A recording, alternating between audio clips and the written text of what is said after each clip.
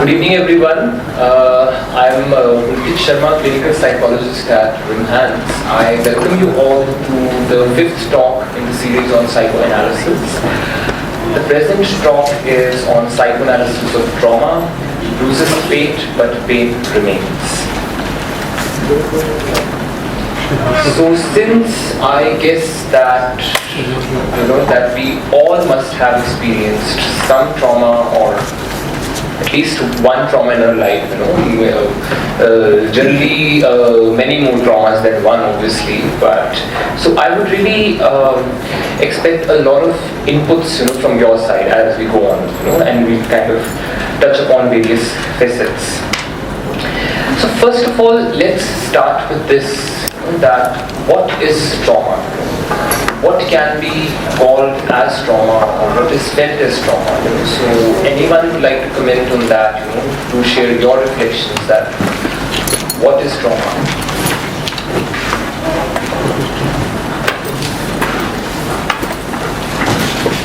Or how would you kind of define trauma, relate to trauma?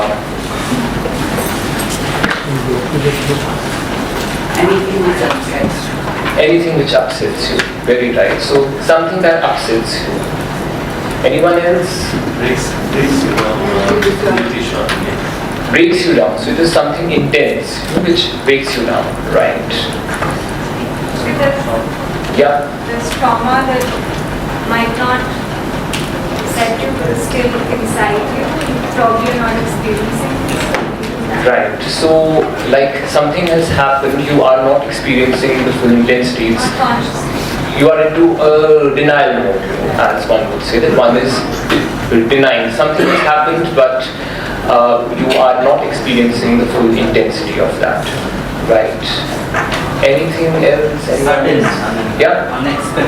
Unexpected, sudden happens.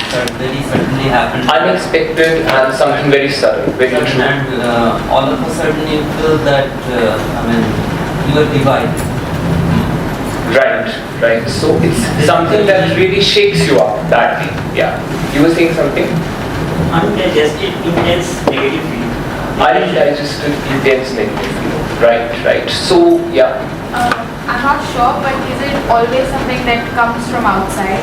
Something that's externally inflicted, either by accident or by something that was intended? You are asking, or you are like... I'm not sure, so I'm speculating. You're speculating that is it always something external? Yeah. Okay. That is a very important question, because if you look at the standard definitions of trauma, so they do take this into account, that it's some intense happening, which has an external source to it. Right. Fine. So here are my reflections on what is trauma, and based on what psychology says, which is not very different from what you have said, because that is what is there in the nutshell. So first of all, I think when we talk about trauma, you want the light to be dimmed.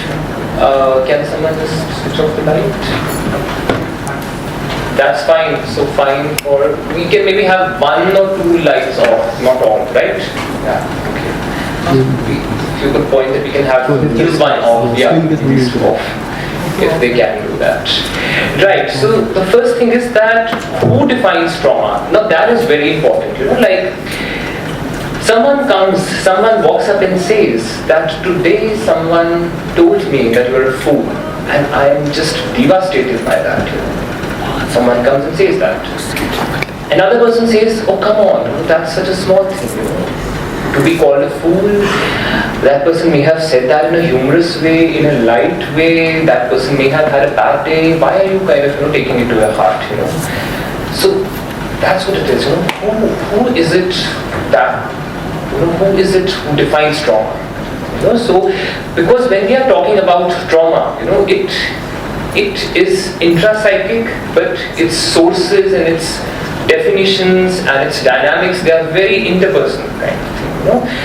Someone says that, I remember a female client of mine who said that, that I have devoted 20 years of my life to this family. I've been working 7 days a week, 24 hours. That has been traumatic for me. The husband who sits next to her says, oh, really? So that is what you were supposed to do. That is what every woman is supposed to do. You are exaggerating. You must be out of your senses. So who would really define trauma? And that happens on a very large scale also.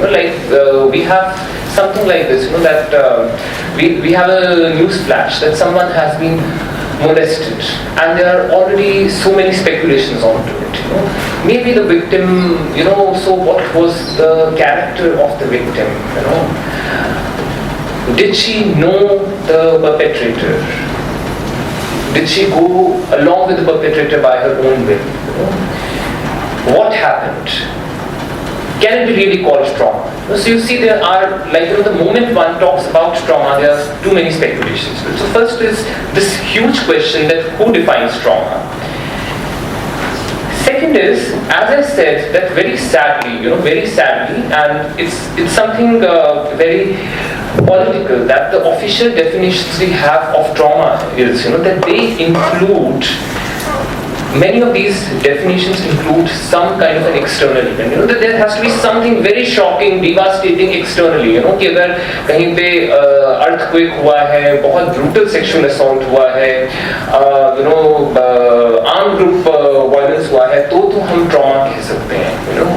But अगर ऐसा कुछ नहीं हुआ है, so then it comes on a shaky ground that people say. Then can it be really called trauma?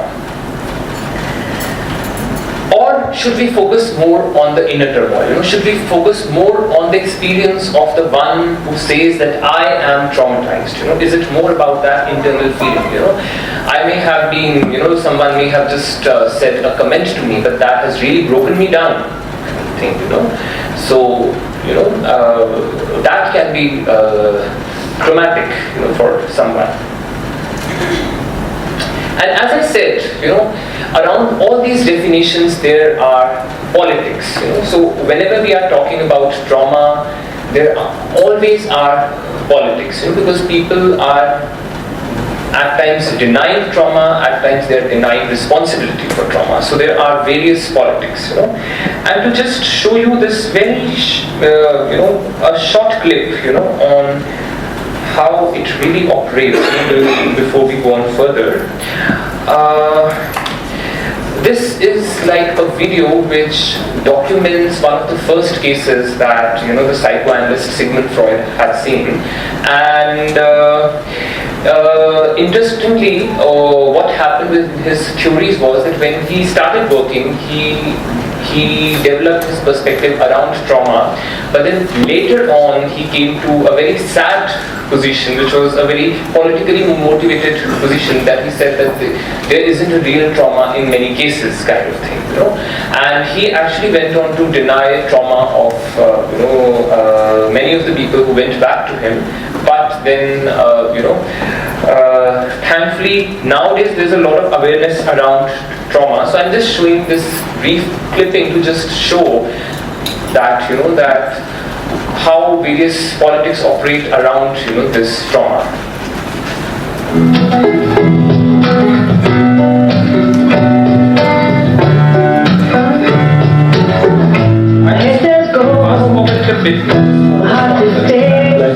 Causing the patient's symptoms and character problems. Freud's first case analysis, Dora, only lasted 11 weeks, after which she rejected him. Freud was able to discover the concept of transference.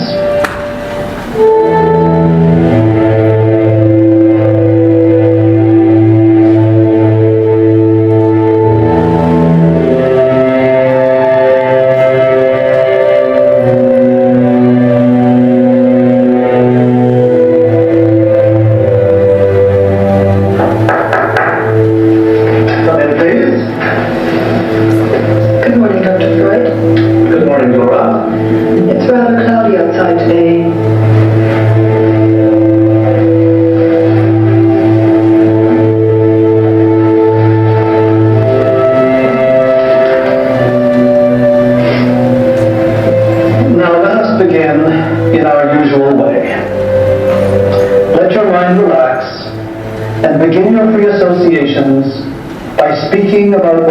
comes to your mind without censorship?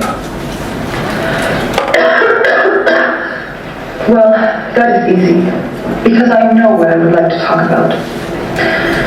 I am depressed because I am angry with everyone in my life today. I am especially angry with my mother. Just with sex, and he just could not, see the trauma of what she had gone through. So that's the interesting thing, that whenever someone comes and says that I have been traumatized, there are already so many people who are there to question that person's experience. So many people to belittle the experience, to thrash it down, to question it, to reassure it, to change it, kind of thing.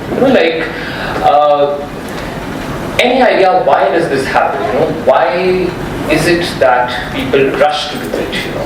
The moment someone comes and says that I have been devastated or traumatized or unfairly dealt, why does this happen? Yeah. Because you're uncomfortable with negative feelings, and we want to, in a way, have an illusion that everything is all the time fine.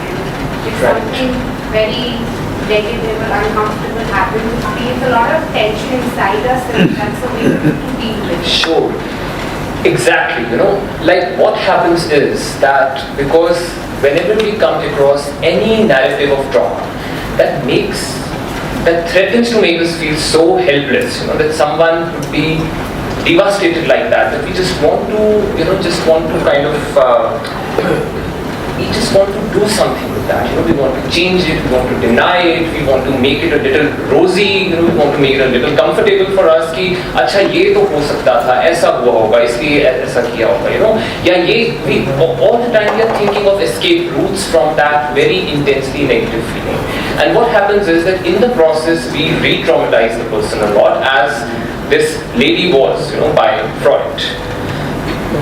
So coming back to certain more reflections on trauma.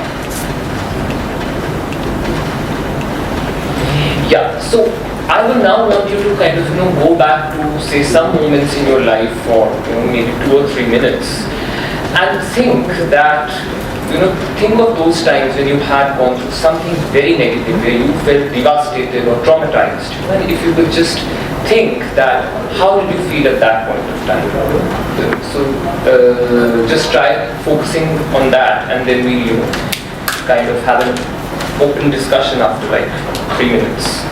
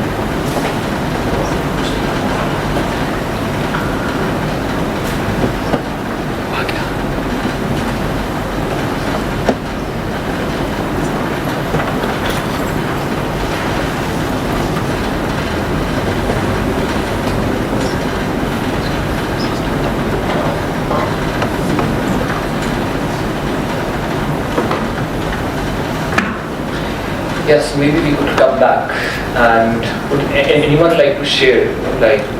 I don't want the exact incident from you, but what did you feel at that point of time? Yes, please. Becoming mute and denying the situation and feeling breathless. So there was something very intensely happening at the level of the body. This whole feeling of breathlessness, mute, that couldn't speak. Yeah. Basically, a flashback also everything negative that has happened in the past, whether or not it's related to that experience that is traumatizing. It's just like you feel that you're in a bubble of negativity all around. Right. So a lot of flashbacks, a lot of negativity. Right. Yes. Feeling extremely traumatized, but at the same time feeling that whatever has happened is not of such great importance. It's actually a very trivial thing. So questioning yourself as to why you should feel so traumatized about such a small Okay. That's interesting. Not being able to come to terms with it in that sense. Okay. So just something intense has happened and you wonder, should I be feeling like this really? Yeah. Anyone else? Yeah. You also wonder, like, it just becomes like, you realize nobody else is ever going to understand, because every time you say, everybody just says it's okay, you can move on, it's not the end of the world, but it actually seems like it's the end of the world to you. You feel that everybody else is going to talk about it. True. So a lot of loneliness, and I would like to share, I went through very similar feelings. I worked with the 2008 bomb blast victims of Delhi, some of them, and there was this man, whose entire family had, an old man whose entire family had kind of, died in the bomb blast very brutally. And we were kind of, discussing this case, amongst us, and a senior colleague told me that, that try making him focus on religion or, give some hope to him kind of thing. But, whenever I would go back to him, because we were working in the community at that point of time, there was so much of hopelessness, that I somewhere felt, so hopeless, and I had this sense of shame that I can't, I can't really possibly talk of any hope in this situation, at least in this point of time, because had I done that, I would have simply denied that person's experience. It's just like this, that when someone is bleeding, you can't tell them to smile, kind of thing, when they are very profoundly bleeding. So that happens. So coming to, that what do people go through when they experience trauma? So there are certain effects which are immediate effects and certain effects which are long term. So one is that when event happens, there would be some immediate effect, and also interestingly that once an event has happened, trauma does not end over there. It goes on, it travels with you. It travels at times across generations. It goes on. As far as the immediate effects are concerned, so as some people said here, that it leads to intense helplessness, that you don't really know what to do and whether you can do anything. It leads to a lot of terror, anxiety, and regression. What do you mean by regression is that if I have a minor challenge in my life, I have a strong self-concept that I'm so and so, I'm this years old, I belong here, and I'll be able to take care of that stress. But when I feel very intensely broken down, then I just feel like an infant, a baby, who has no one, who has neither any external resource nor any internal resource to do anything. So that's what regression is. The person feels very threatened, and anything that happens, like everyday noises, sights, smells, they kind of they reflect this whole sense of trauma. Like I have seen some victims, immediately after the traumatic moment, and they'll be scared of minor sounds. When they go off to sleep in the night, they'll be disturbed by the sound of the clock. It's very fearful for them. Any sound or any image that may bring an association, of the traumatic event, would be very scary for them. Once again, talking about some of the bomb blast victims. So small children who were who used to love playing with crackers, they developed an intense phobia that they were not willing to touch the crackers after bomb blast. They'll hear a cracker outside and they will be petrified with fear. That's what trauma does. At the level of the self, it makes you feel very humiliated, because we all need to, in order to function very healthily, we all need to have a strong self-concept that we can make a difference to our life. When something happens and you can't make a difference to your life, it makes you feel very humiliated. Secondly, it makes you very angry. You want to do something about it, but at the same time you are very helpless. So it's like a very bad emotional kind of a trap. You are almost kind of, it is very hard for people to be in that kind of state.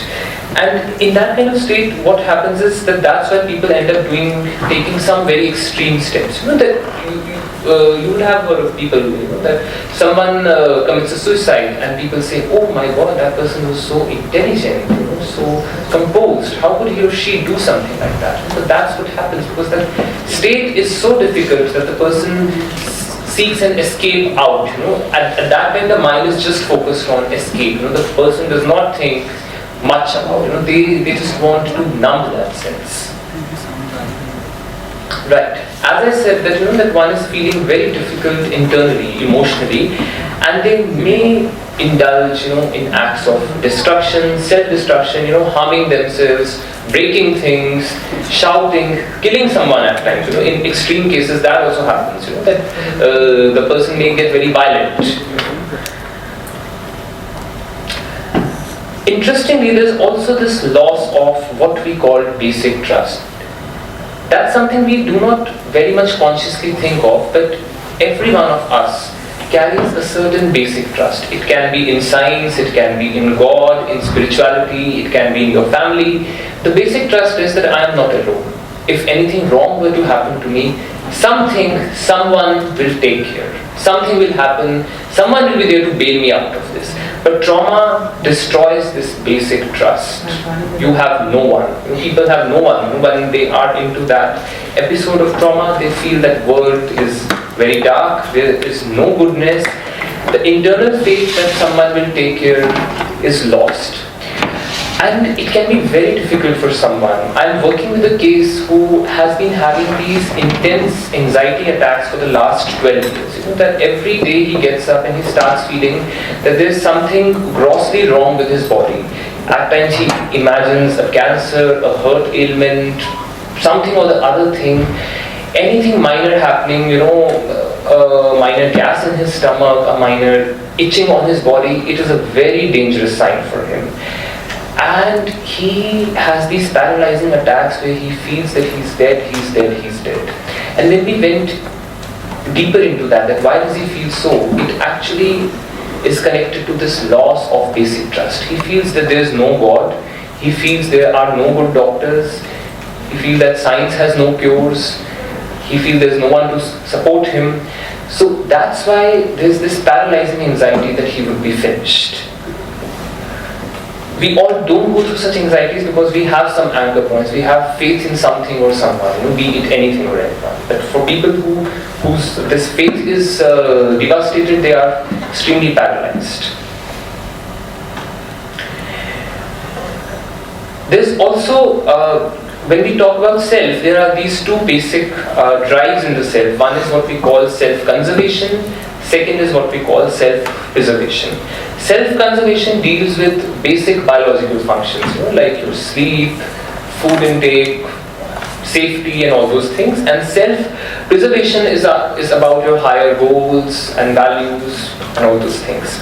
Now what happens is that in times of trauma, self-conservation takes over self-preservation. That at times you will really compromise on your ideals. You will really compromise on your ideals to survive. And I had this case, where this whole experience was very moving. Where a victim who had been sexually assaulted said that yes, I did subtly cooperate with the perpetrator in that moment, and I'm ashamed of myself but I had to do it, otherwise I would have been dead. I wanted to live, and that's why I did it. But after that, she was left with such a huge sense of shame and guilt that it haunted her. It haunted her, and it was so difficult for her to just go out and shop, to just to just look into someone and say, "Hi, how are you?" Because that had really eroded her sense of self. So, as I said, due to this, the person may experience intense humiliation and denigration. That your ideals, what you become, they may be lost. The person starts seeing the world as an extremely dangerous place, and secondly, oneself as extremely incompetent. So, you feel, that when you are outside in the world, it's like a big bad place where anyone could do anything to you at any point of time.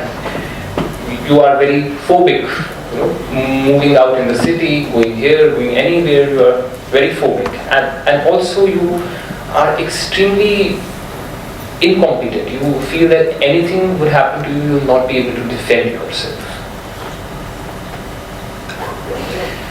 Then, as you were saying, there are certain flashbacks, memories of the event which keep coming back to the mind, either in your conscious mind in a slightly altered state or in your dreams.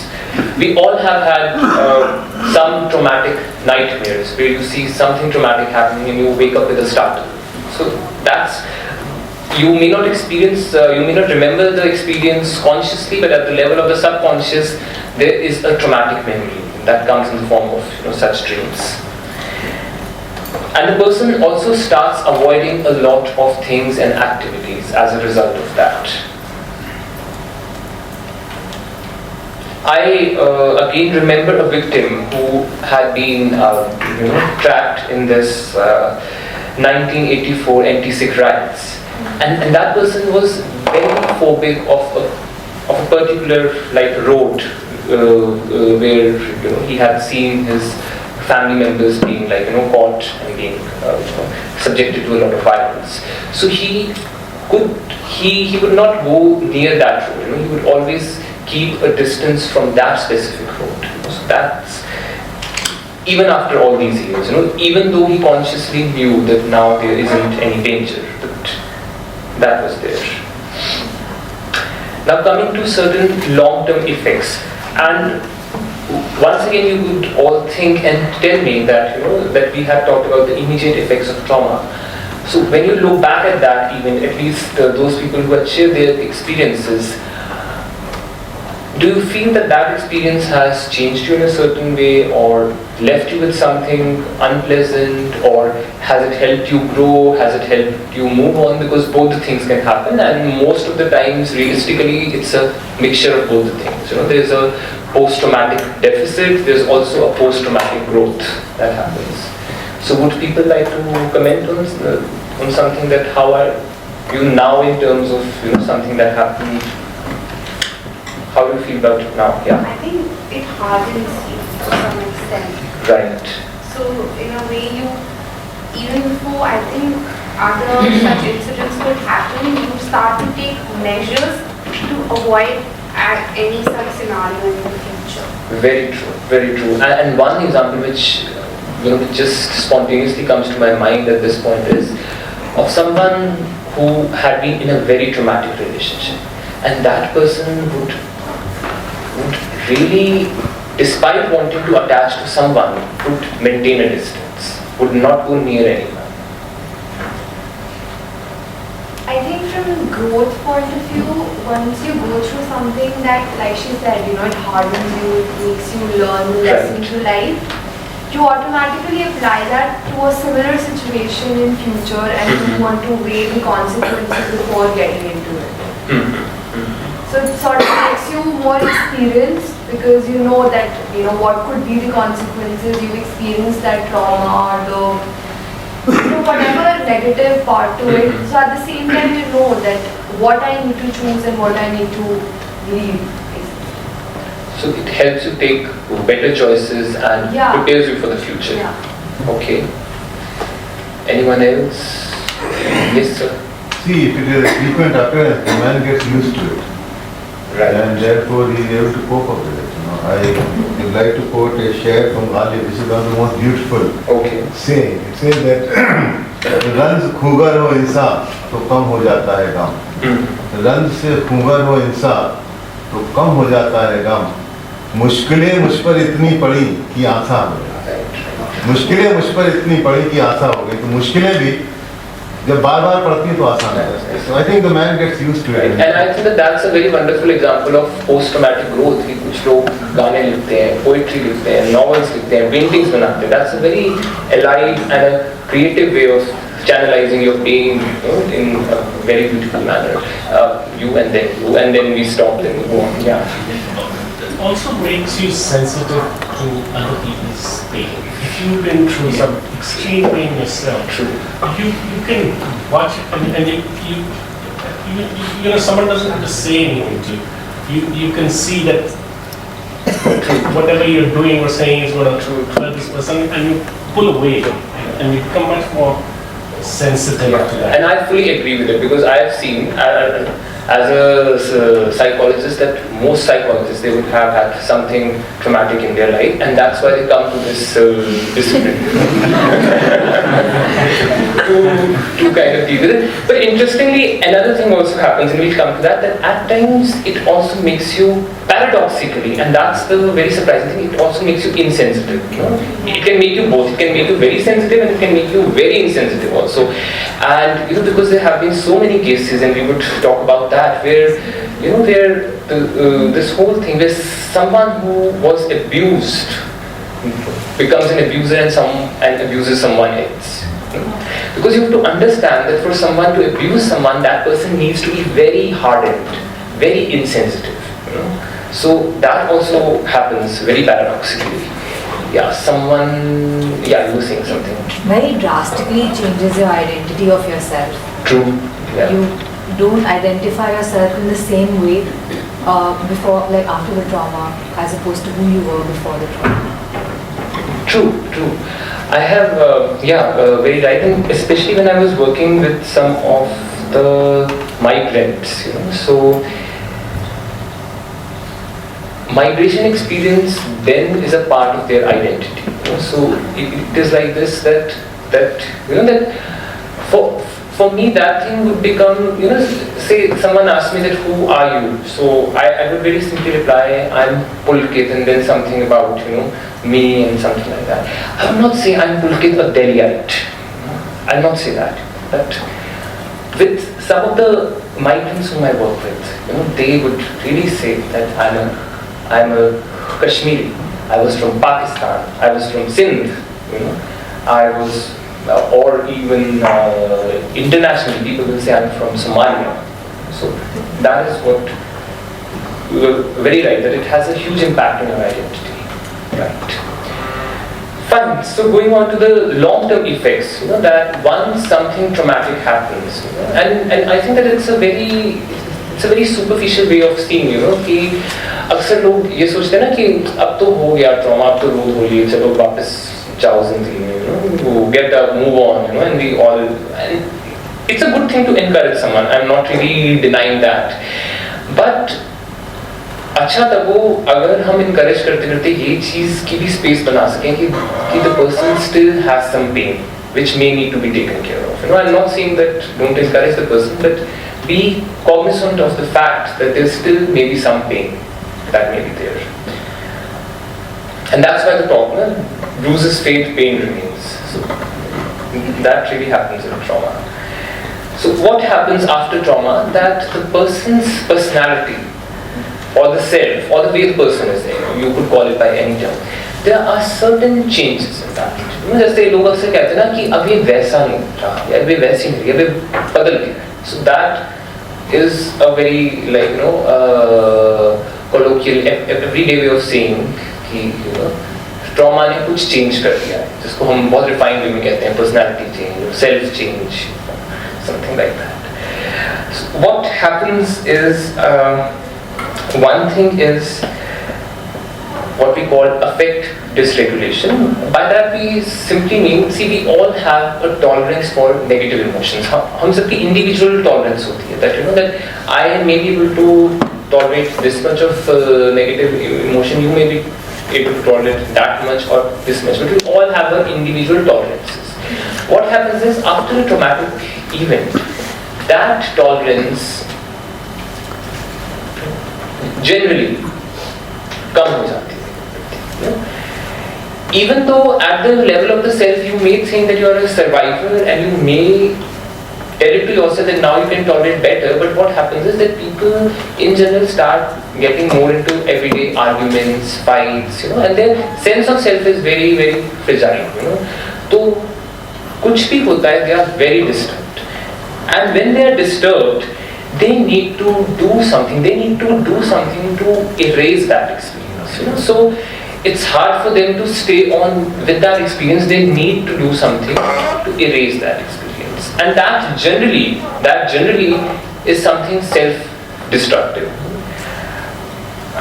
Like they could, do something drastic with their own self, they could do something drastic to the other person, they could break things, or they could do at times people also get into abusive relationships because of that.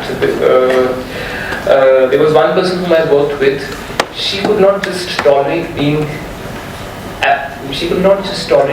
abandoned by someone. And whenever that would happen, she would go and seek thrill. She would in fact go and have a casual encounter, a one-night stand with someone. So that was her way of just erasing that very negative emotion. The second thing that happens is what we call projective identification, which I also call it's the dance of trauma. It's the dance and it's the cycle of trauma. That trauma moves in cycles. So what happens is that when one has any emotion that is very hard to tolerate, the general sense is to throw it onto the other person, kind of thing. That's what happens. People who can't tolerate negative emotions will actually make you feel very negative, or anyone who's around them make them feel very negative. So what happens is it goes on like this, that I feel angry but I don't understand it, or I don't want to keep it in my system, as simple as that. So I do something to make you feel angry, right? Then you start feeling angry, and then I say, yes, look, you are angry with me, and I lash back at you with all my fierce anger, because now it is justified for me to experience anger and to deal with anger. And so you see I'm angry, you get more angry, I get more angry. So that's the dance of trauma. And in many disturbed couple relationships, that's what it is. All the time they're trying to inject the pain into each other. तुमने मुझे एक थप्पड़ मारा, मैं दो मारूंगा, तीन पड़ेंगे, फिर चार पड़ेंगे. So that's what happens, that it has to be. So it's kind of a boxing that goes on. Who hits more? And all the time we are trying to expel that negative emotion outside us and into the other person.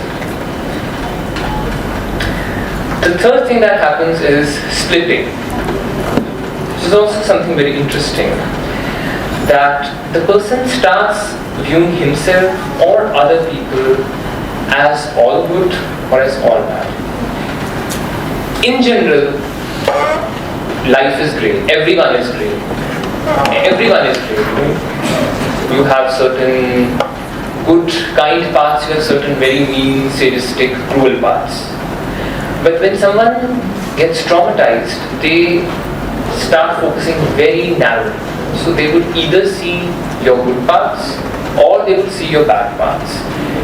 And what generally happens is that they would start seeing your good parts, and then they hope that it's all good, and then anything negative happening, and their perception would completely shift onto the bad parts. So that's what they do. Because for them, why do they do it? Because for them, it provides a sense of safety. Because when things are there in a mixture, in a shade of grey, a normal person who has not been traumatized can tolerate that.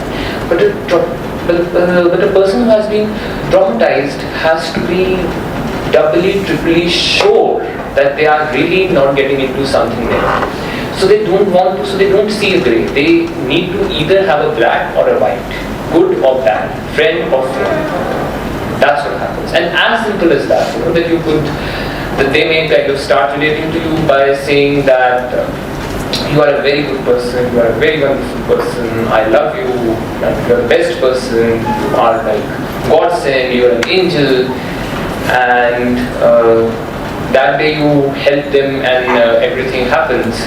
And then what happens is that the next day they expect help.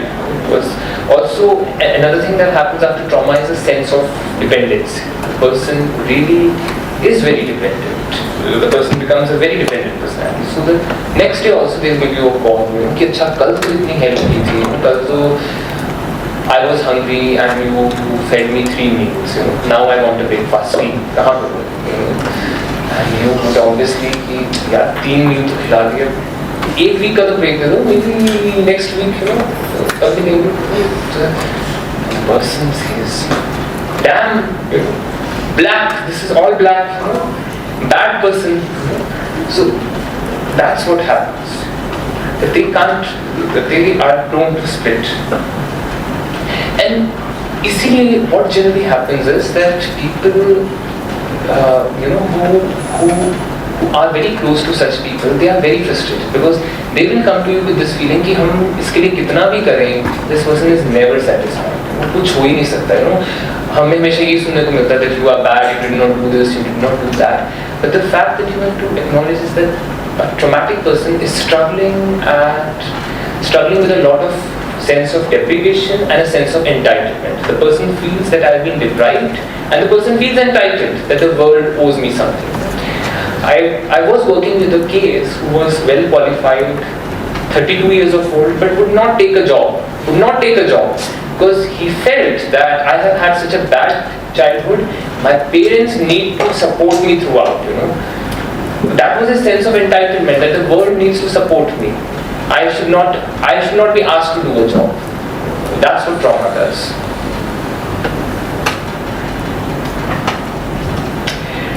Right. Another thing that happens is the vulnerable spot. Just like it happens with your physical body, you wanted to share something? Yeah, please. Question. Why is it that a traumatized individual is prone to splitting? I mean, I don't get the logic behind trying to. Is it like a regressive mechanism where, like children, where they see the world is all good or all? I mean, they take these very shuttling positions. So is probably that. I mean, because we do say that a traumatized individual tends to regress. I don't understand why such splitting would happen. It is surely a regressive mechanism, but there's a reason behind it. As I said, that you can tolerate shades of grey when you can tolerate negatives. What happens is that the trauma decreases your tolerance for the negative. So then you need to see the world as negative or positive so that you can avoid the negative, be with the positive, and save yourself from future trauma. So that's how it works. We say it's a coping mechanism. It's a coping mechanism, obviously. And all these things that happen, they are coping mechanisms. So saying something. Like we said, for coping with this, we resort to some kind of defense mechanism, True. Depending on our personality structure inside. It may be displacement, it may be regression, it may be denial mode. It depends on person to person. So many things. True. Right.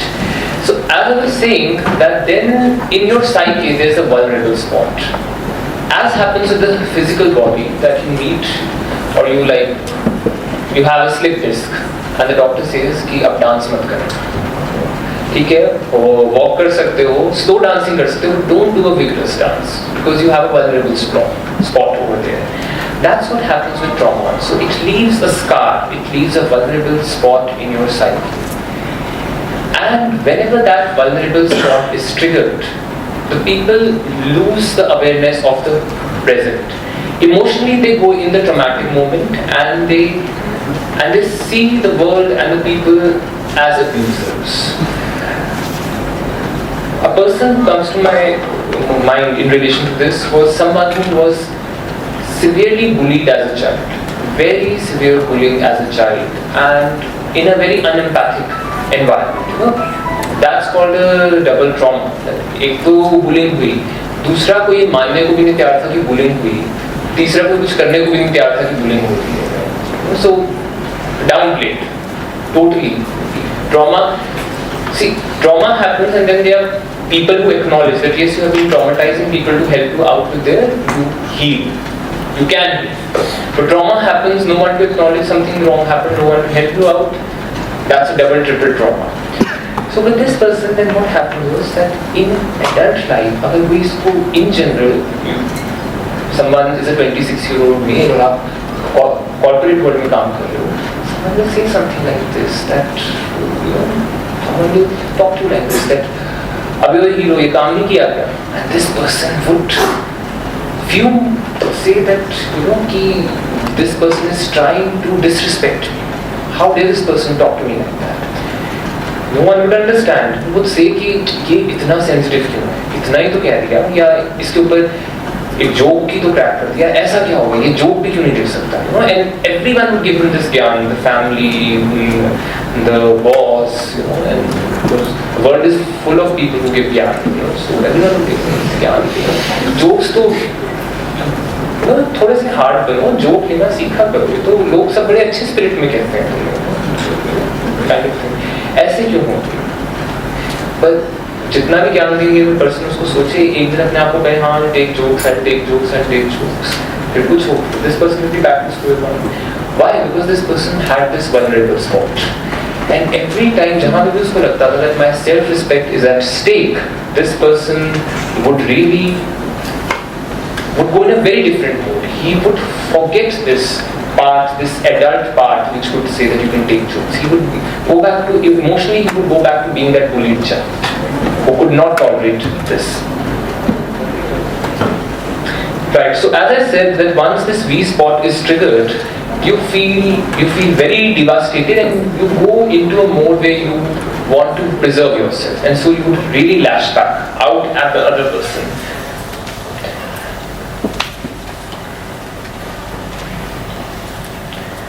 And the person then struggles with his inner experience and is unable to feel calm. And this particular person whom I am talking about, he changed like 18 jobs because of that. Eventually he decided कि job तो मेरे बस की है ही, लोगों से interact करना पड़ता है, मैं कोई अपना काम करूँगा. अपना काम क्या उसमें भी at the end of the day you have to deal with clients, Again could not, कोई phone कर रहा है बात करके, he would be very sensitive कि अच्छा उसकी tone ऐसी है, he is being rude to me. So it was very difficult for this person to function.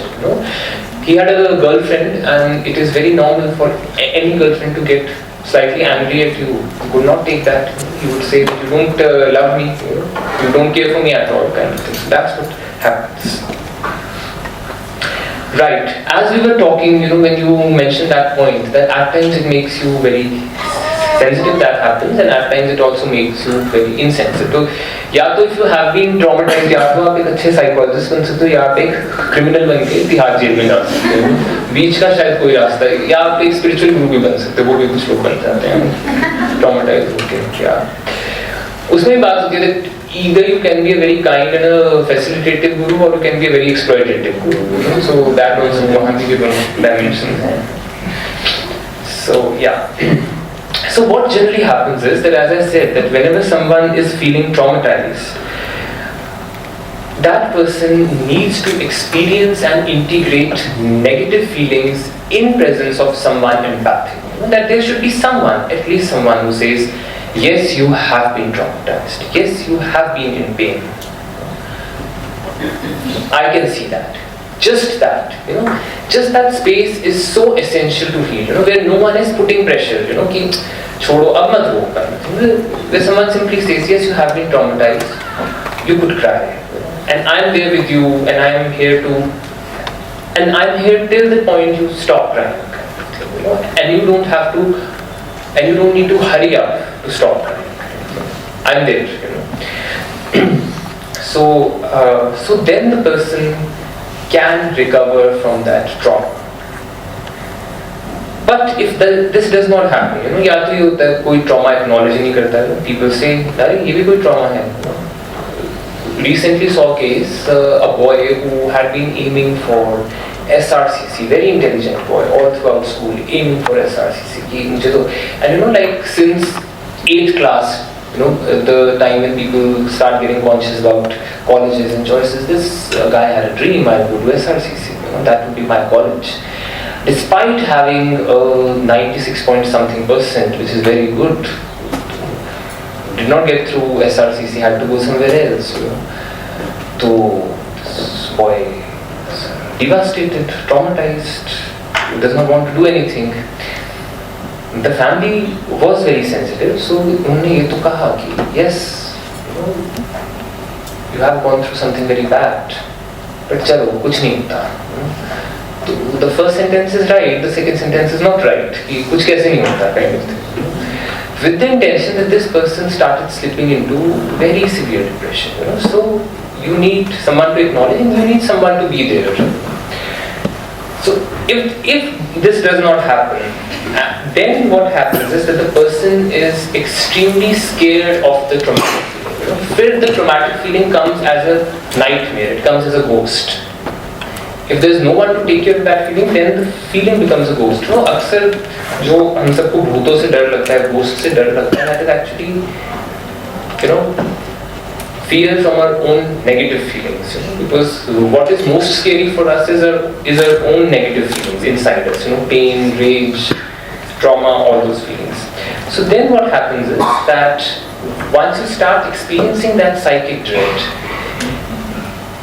one option that is there, if there is no one around to help you deal with it, is to become very hard. And is to assume the identity of the victimizer. क्योंकि अगर मुझे किसी ने बहुत मारा और कोई help करने नहीं आया, किसी ने ये भी नहीं कहा कि तुमने बहुत मार खाई है, तो the only option left is कि मैं भी मारने वाला बन जाऊँ. Because then the person is able to tell himself that I am the victimizer, I am strong, I am not weak, and is able to push this victimizing experiences into other people. So that's what happens. And that's why, you know, like once I was working with this, boys' home, where they would get, you know, boys from streets. And there what would happen is that, so there was this very interesting phenomena that the boys who had been sexually abused, they were going on and they were molesting the younger boys. And why were they simply doing that? Because, you know, I had the opportunity to talk to them. They were simply downplaying their experience. And, you know, someone actually told me, because I was interacting with them, they said, अरे भैया आपको कुछ नहीं पता, ये तो ना इसमें कुछ ही ऐसे दर्द और ट्रॉमा नहीं होता. It's a very enjoyable experience, it's sex, you know, ऐसा कुछ है ही नहीं.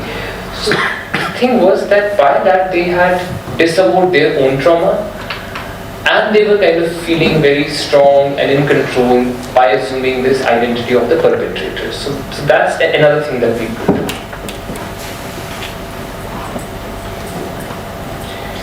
So whenever the person is threatened in the future, they start assuming this identity, right? And the last thing that happens as a long-term effect of trauma is what we call the transgenerational trauma. And before really kind of going through the points, I'll just give you a very poignant example of transgenerational trauma. I worked with this gentleman who was the third generation of Tibetan immigrants. You know, like the first generation had been displaced from there in 1959, I guess, 58, 59. So this person was from third generation. They were like very well-to-do family. In fact, and I'm going back like that was 2008, so 4 years ago, and I think they had family. It was by now a small family, and they had family assets of around 11 to 12 crores. And at that time, 4 crore inflation भी इतनी ज़्यादा नहीं थी, so that is super rich, you know. I don't know what would be the fate of 11, 12 crores today, you know. But at that time, one could clearly say that was like very affluent.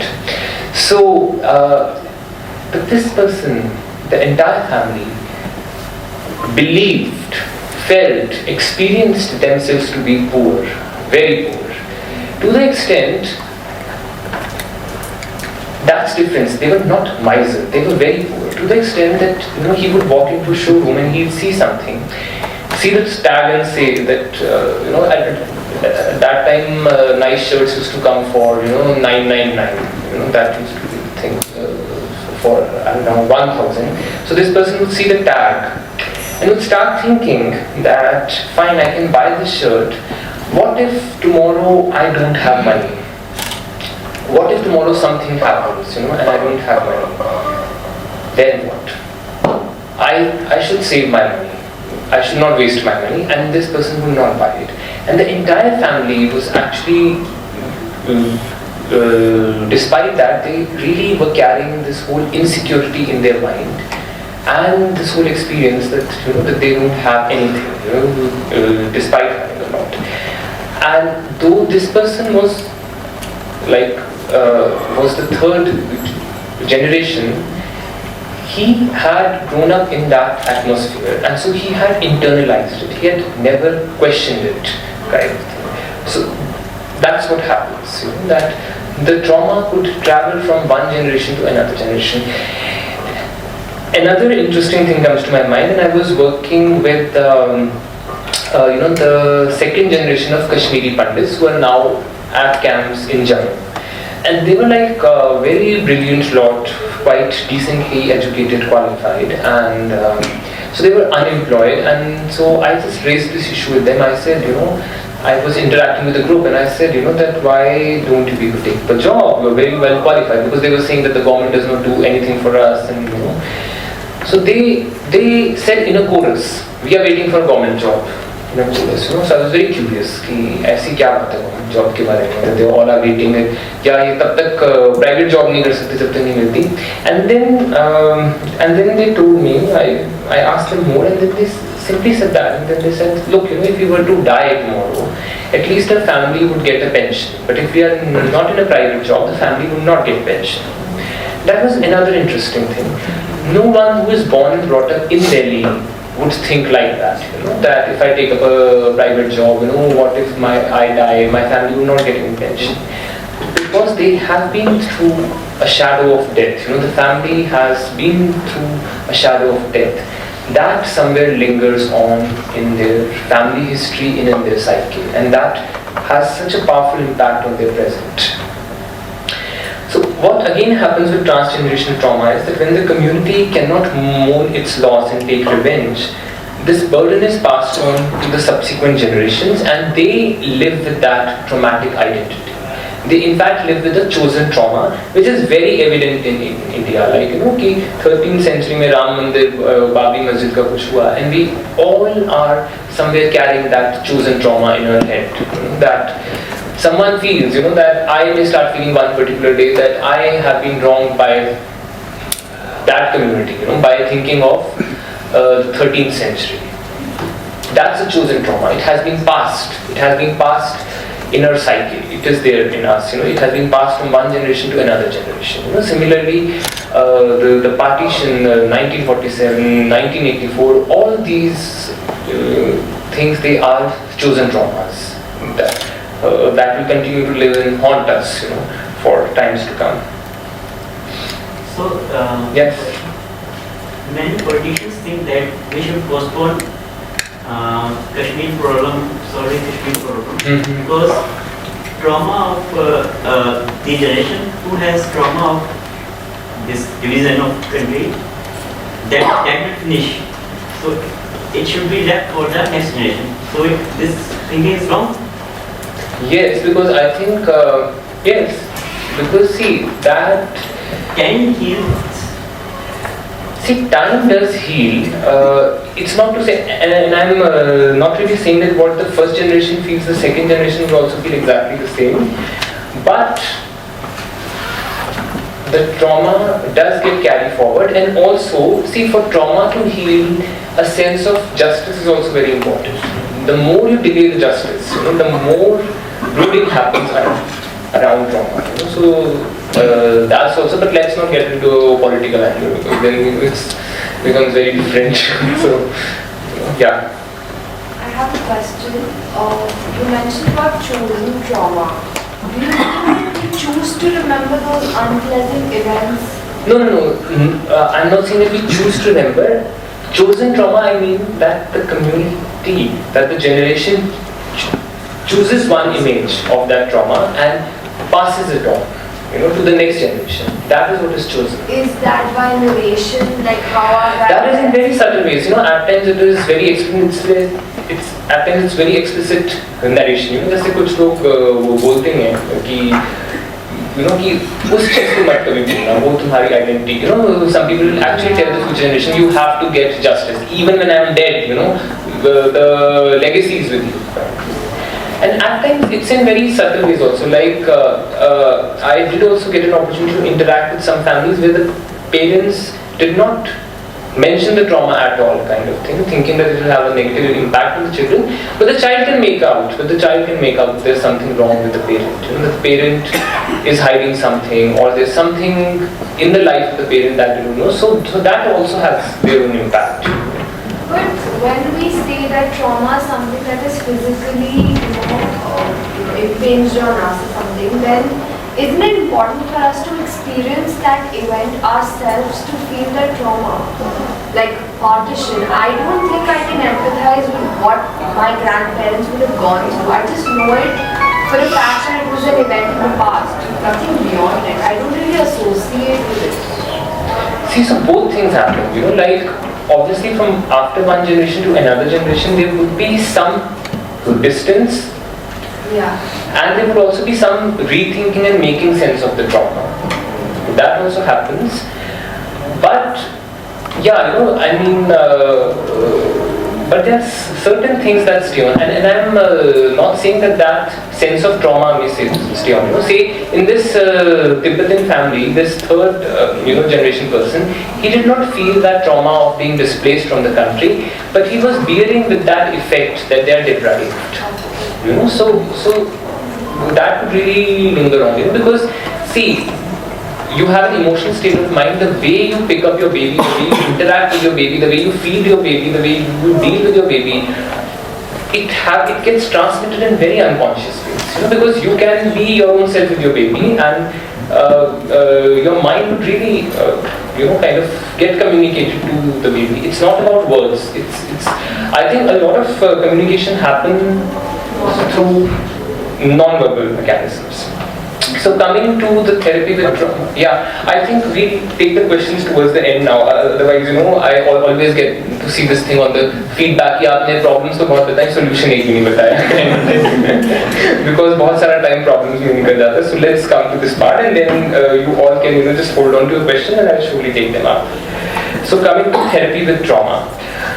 The first important point is handling the counter-transference, and here I am talking more from the perspective of helping someone with trauma. Then I'll come to the second part of it, that how can one help one's own self with trauma. So the first thing is handling counter-transference. What do we mean by that? Counter-transference is simply our conscious and unconscious inner response to survivor of trauma. कई बार जैसे होता है ना कि we see an accident image or someone lying in a pool of blood, and we just can't see that. We just turn away from that. So that has two sources: our own personality makeup and the personality of the survivor. But what happens is that we can help a traumatized person only when we have the capacity and tolerance for pain, and we have to some extent processed our own pain. That is very important. If that does not happen, then you would really deny people their experience. And I have experienced this personally in my work. Till one point of time when I had not dealt with certain issues in my own life and certain past feelings, I really would be very blank if someone broke down in front of me crying. By the way of words, I could say 100 things that I can understand you, it's hard for you, but they would be very empty. They would be very empty. They would have no feeling in them, kind of thing. because I had not dealt with certain things in my own life. So that happens, that you can help someone, be with someone to the extent that you have been with your own self in your own pain. And that really, the way you have handled your pain would color. If you have denied your pain, आप दूसरे को जरूर ये बोलोगे, चलो उठो, disco जाओ, shopping पे जाओ, कुछ करो, क्यों रो रहे हो बैठ? Because that's the way you have dealt with your trauma. तो you can't stand tears. Rajesh Khanna का डायलॉग था ना, Pushpa I hate tears, this kind of thing. So when you haven't, when you haven't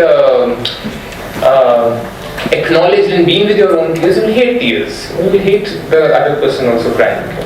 So मेरे सामने रोना, that's what I can't tolerate.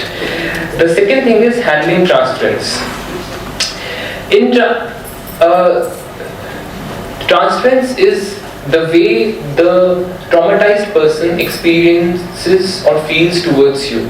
So what generally happens is that when you are the people who have been traumatized, they are bound, no matter what you do, they are bound to see you as cruel, as selfish, as mean, as sadistic.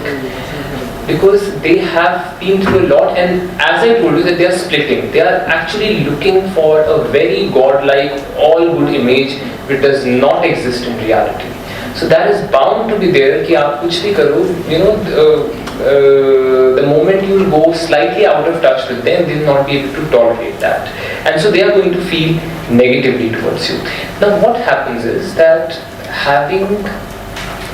to be able to tolerate this negative feeling and develop the and tell the other person to develop a thinking around this feeling, if that happens, then the person can negotiate with the trauma. But what happens is most of the times we simply lash back. We कहते हैं, अच्छा इतना कुछ किया तुम्हारे लिए, you are saying this, go to hell, I don't want to be with you, kind of thing.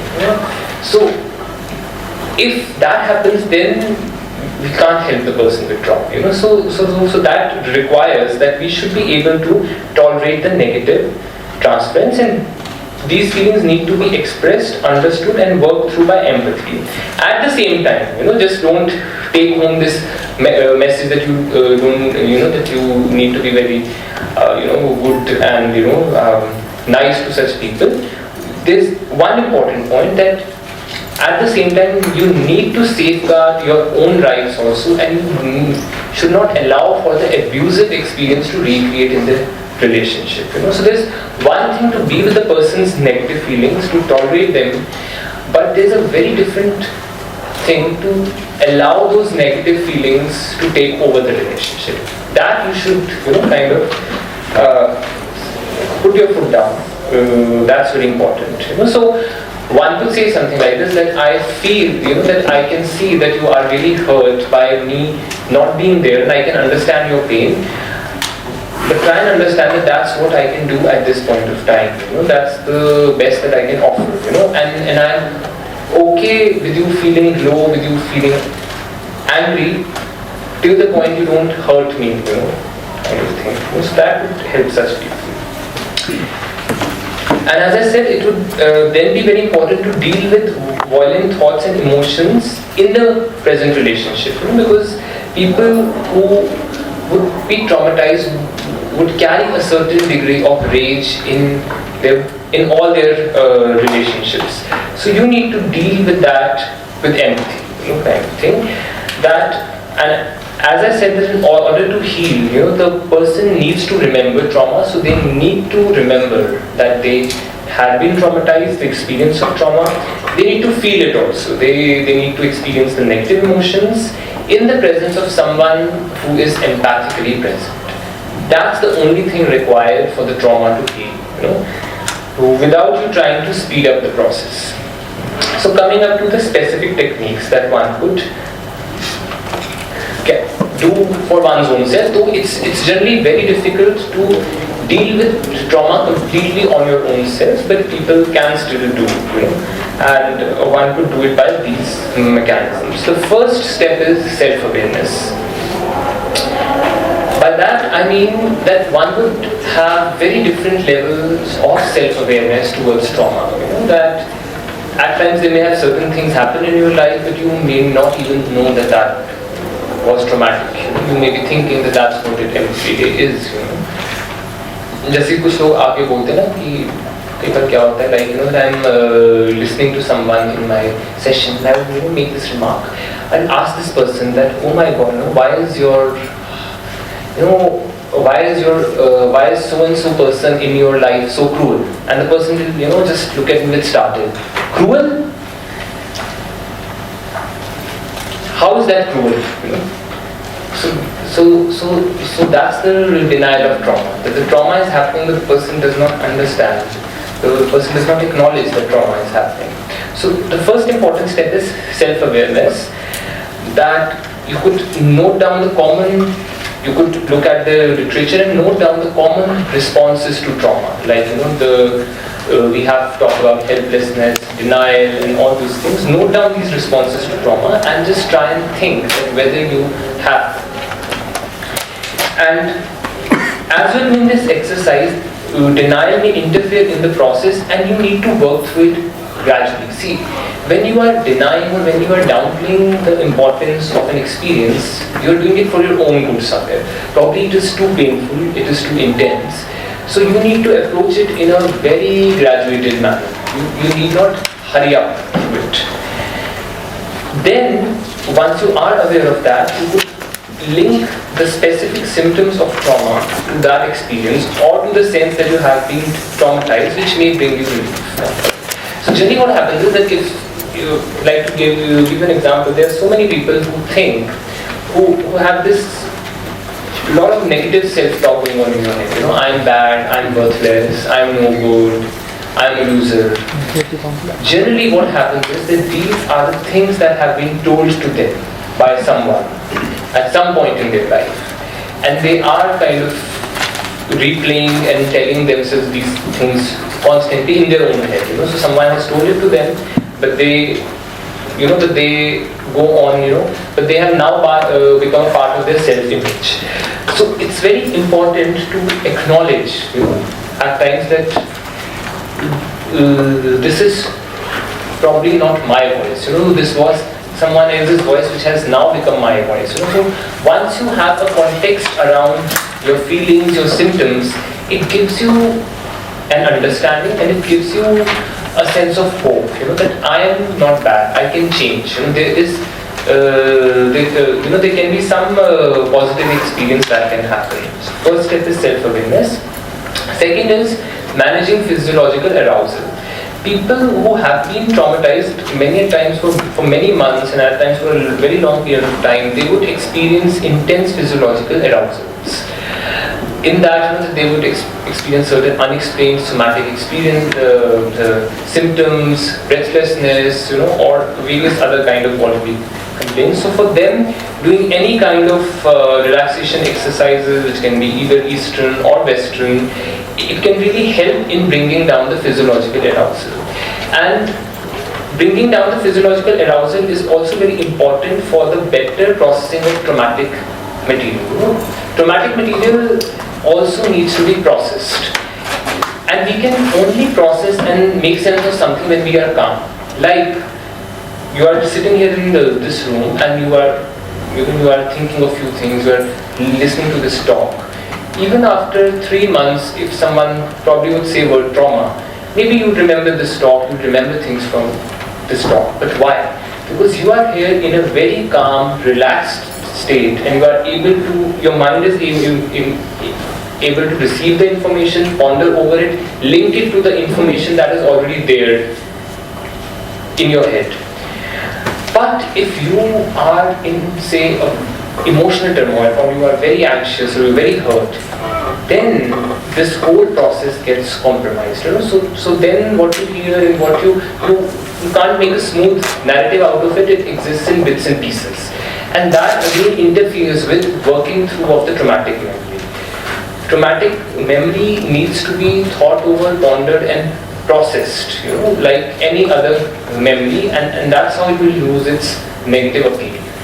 If it does not happen, it comes to haunt you in terms of nightmares, in terms of emotional turmoil and various things. So managing the physiological arousal is very important. Then the third step is working with thoughts.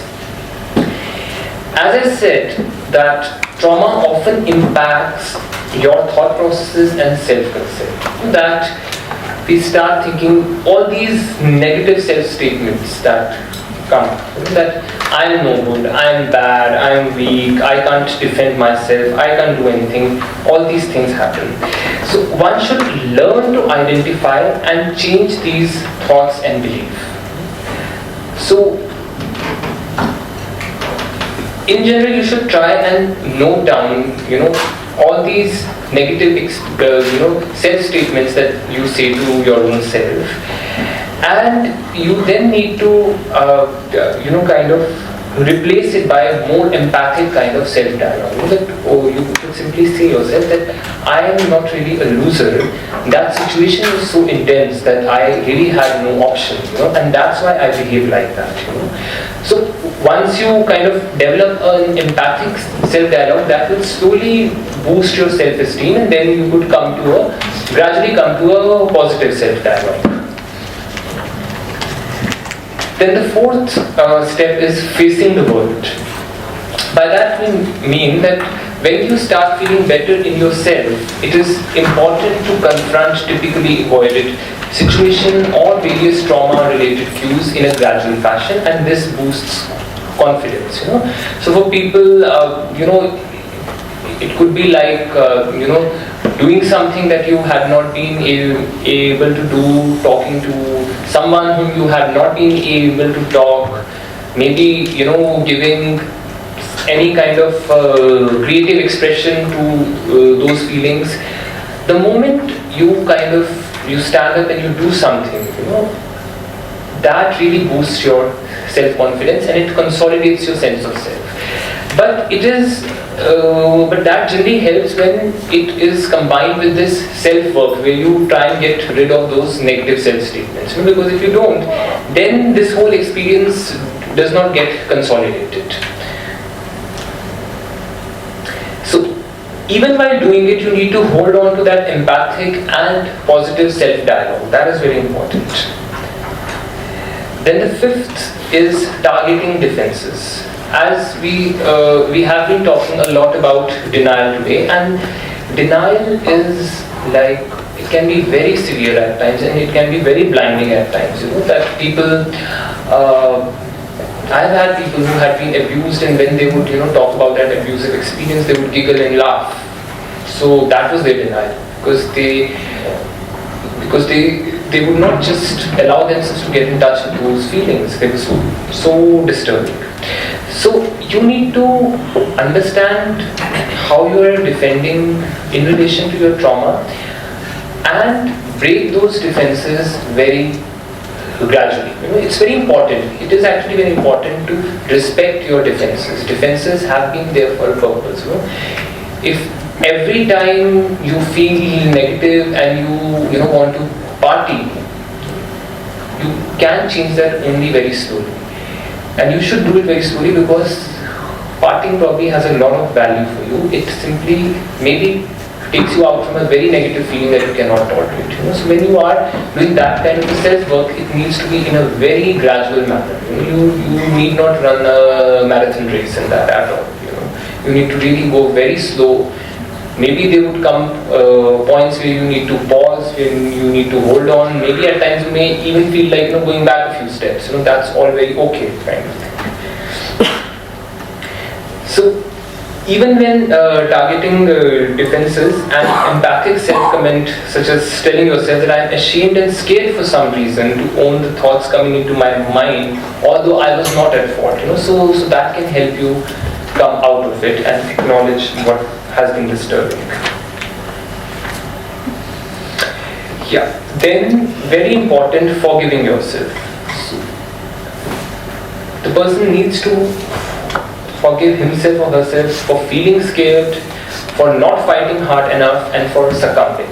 That it is very important to come to this point and say that, yeah, I did not have any option in that frame of mind, and that's what happens.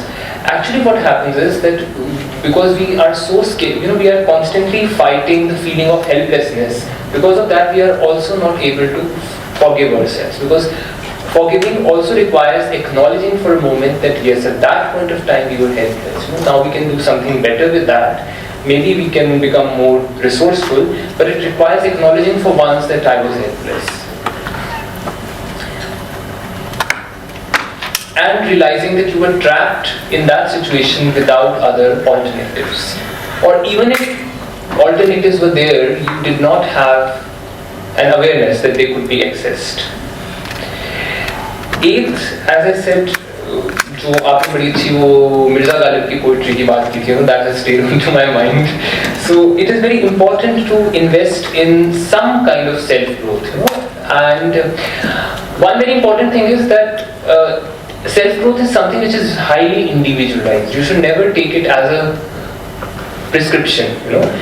Each person has their own resources, their own personality, their own life history to conceive of and do self-growth in some manner or the other manner. And any two people, because self-growth is also something very creative. It's a very unique individual activity. So indulging in self-growth helps the person in coping and actually completely overcoming that pain, because self-growth strengthens the self so much, that you then feel like just leaving that experience behind. It's like this, that when you grow, then one fine day you get up and you just say that, that's okay, that's over now. And that's what the movement is. Even if 1 lakh people come and tell you 1 lakh times that's over, you still not believe it. You have to come to that point of saying that that's over. And you need not force yourself to come to that point. When you feel strong in yourself, that point will come automatically. If it comes artificially or you try to force it, it is very dangerous. So it would come very peacefully and it would come very automatically. That you would say that it's over. I don't really care about it, kind of thing. And the point is that at that point of time you would be able to recall the event, you would be able to feel the emotions, you would not be scared of those emotions, and yet at the same time you will be calm. You will say, okay, that has happened and it's over, kind of thing. And self-growth is very different for very different people. As I said, that some people can focus on their work, some people like to take up spiritual practices, some people invest in activist roles, some people write, some people do anything. Some people try and involve them in the welfare of other people. Some people simply focus on their career. There are umpteen ways of doing it, and there are many individual ways of doing it, but that generally helps but it helps once, as I said, all this helps once you have acknowledged the trauma and acknowledged all those feelings. That's very important. If you don't do that and if you do all these exercises, then it's like that you would still struggle with that, because the experience of working through it also requires that you come face to face with it and you are no more threatened by it. That is very important. Yeah, so once this self-growth happens, it leads to a feeling of vitality, that the self is still alive, in cohesion, it can create and it can transcend it. And that's what the confidence is required, to let go of that trauma.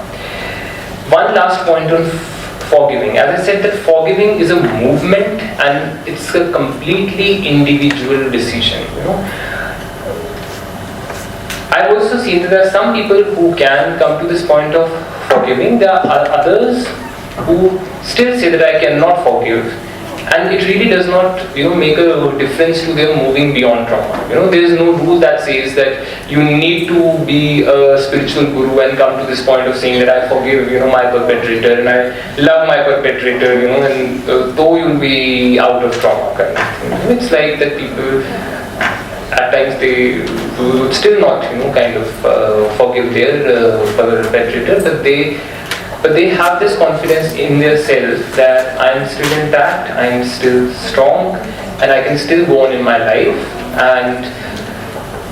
and nothing can really shake me now, kind of thing. So that's what's required. So don't take anyone's. So that's one main point. Do not also force yourself to forgive. That's not mandatory, and that should not come as a it should not come as this, gyan ki bhul jao, forget, that gives in fact a lot of problems. So on this note, I'll just stop and we can have some questions if anyone has. Thank you.